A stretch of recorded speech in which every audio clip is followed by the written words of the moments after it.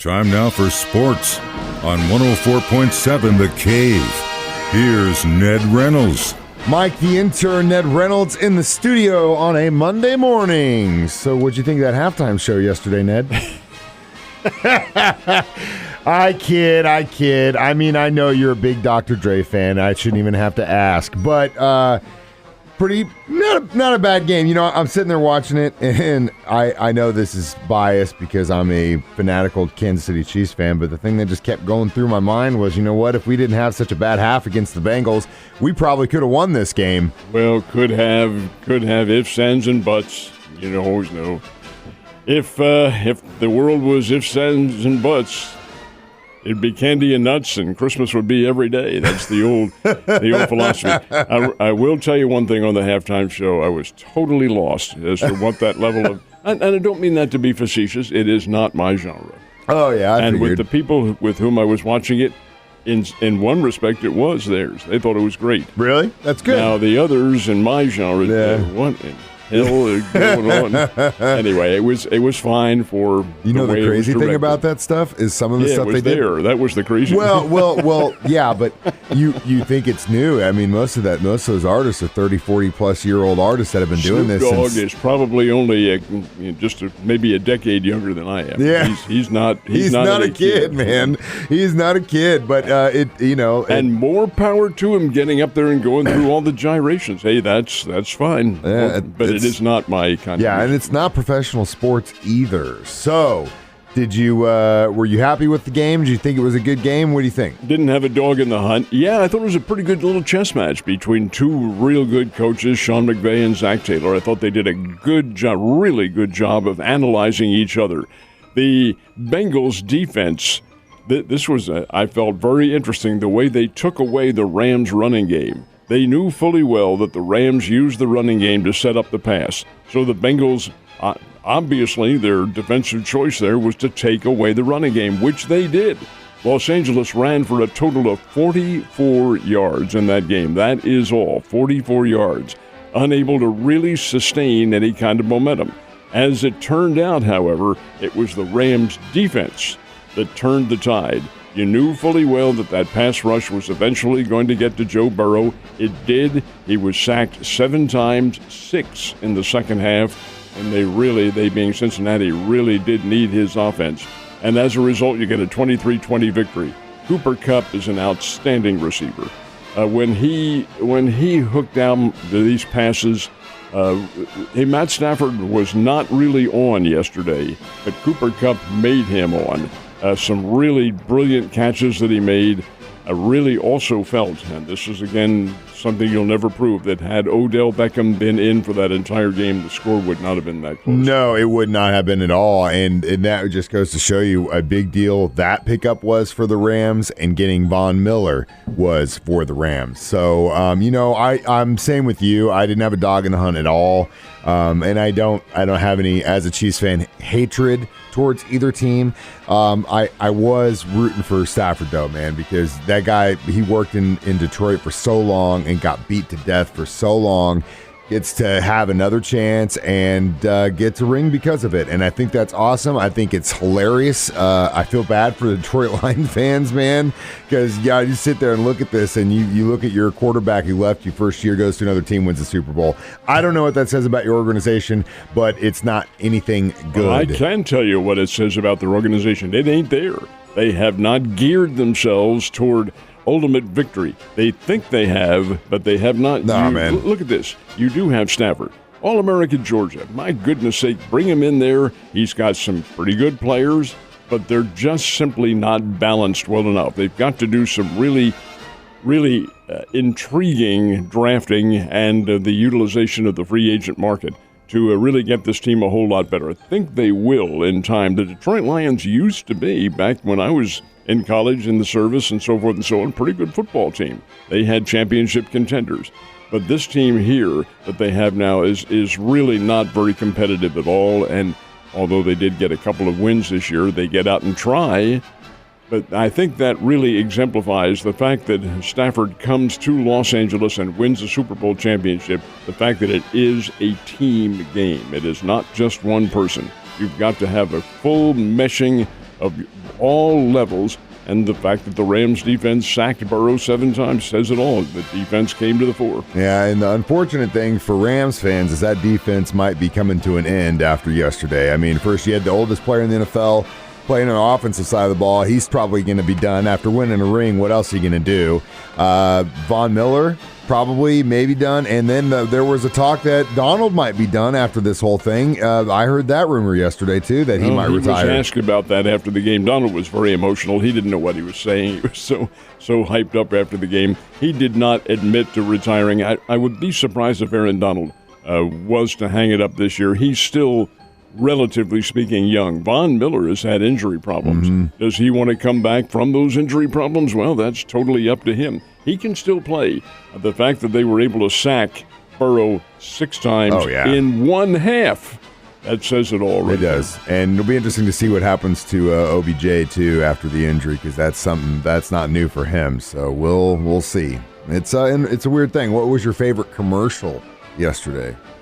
There was one in which they had the Clydesdales. Oh, and yeah, you always the horse is pawing there and then gets out and runs free, and I did like that one. There were a few others, but that one is the one that stuck out. That was your favorite? The Paraplegic Brothers training. Oh, that was my very God, good. I almost cried in front of my family watching that damn thing. I like the Larry David one where they went through history and, like, you know, the guy invents a wheel and David comes out and goes, nah, I don't think so. And the light bulb comes out, that's not going to work. We want to create free people and let idiots vote too? No. Oh, God, it was so funny. I mean, it was hawking Bitcoin, which I think is a joke, but at the same time, it was a funny commercial.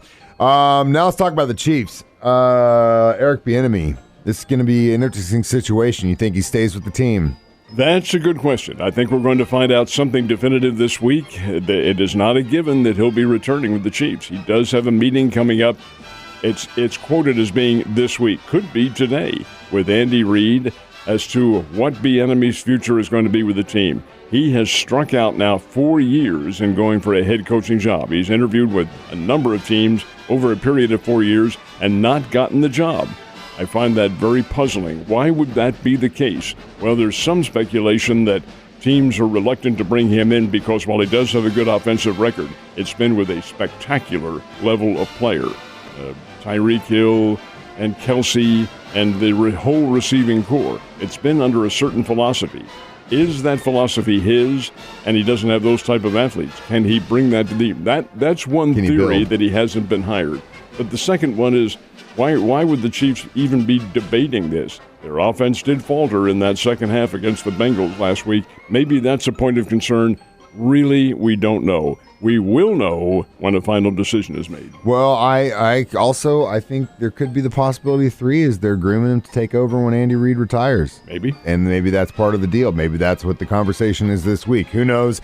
I would love him to remain with the team because a bad half in one game doesn't define you as a coach and or a player.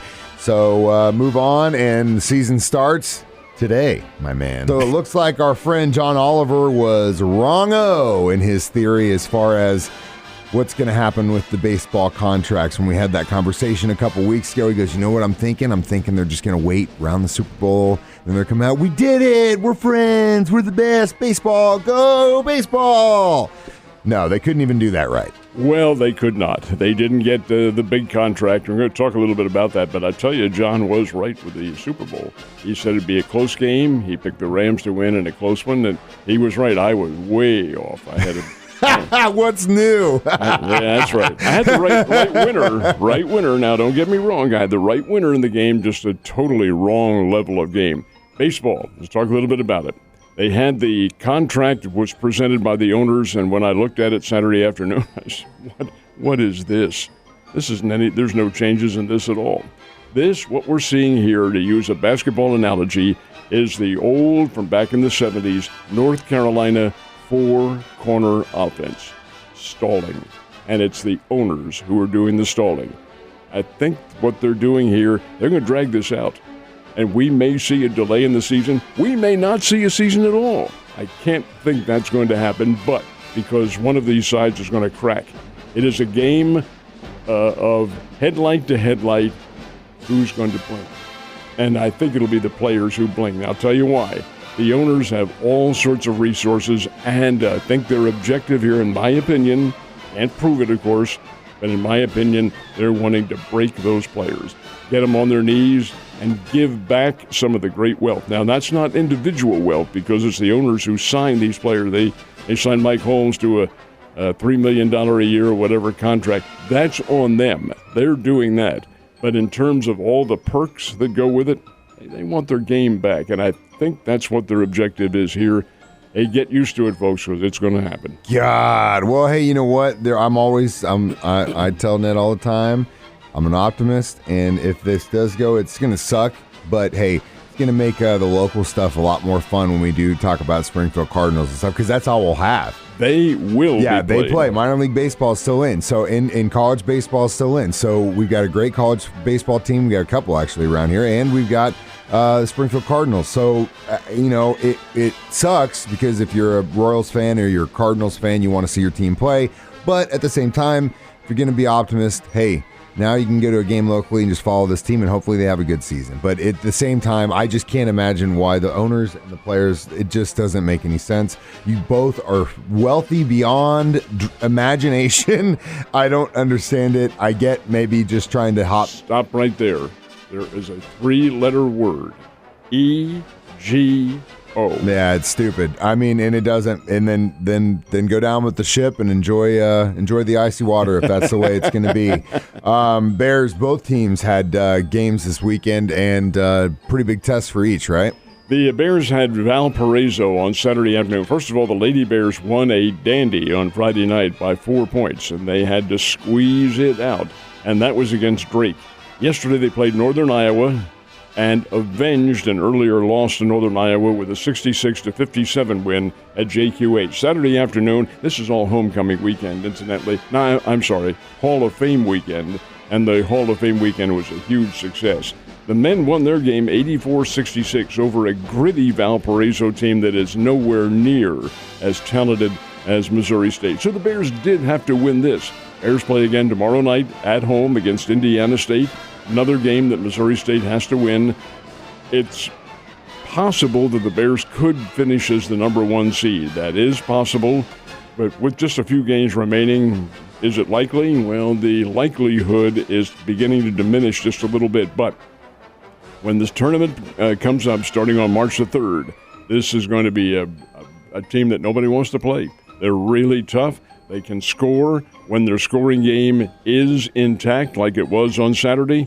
They're awfully tough to beat. So the Bears win, Lady Bears win twice. That's pretty good. That is a good win for the Bears, both the men and the women. And, of course, since the Super Bowl happened this weekend, NASCAR takes it off because they've got their own Super Bowl coming up this weekend. And NASCAR took it off by design. Yeah. They knew fully well. Of course, many of the NASCAR races during the year are on NBC. I don't think the Daytona 500 is, but nonetheless, NASCAR knew they weren't going to get a whole lot of publicity by having that Busch Clash on Saturday, or this weekend, I should say. So instead, they moved it to Los Angeles last weekend and had it in the Coliseum. Now, you're right, the Super Bowl of stock car racing is coming up this Sunday, Daytona 500.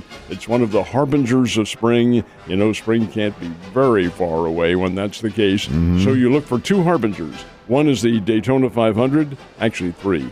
The second is the appearance of Robbins, which I have seen. Oh, me too. Third is spring training, which we will not see. So Thank I guess you, sports fans. So no spring then, or we just gotta wait until it pops up, and then it's 105 and summertime, and Ned's smiling because he loves the heat. Or do I ever? Well, hopefully we can get those idiots in baseball to get something together. If not, like I said, you know what? We've got the Springfield Cardinals, and at least we can enjoy summer in the sun with those guys. Ned, you have a great Monday. I'll see you tomorrow, man.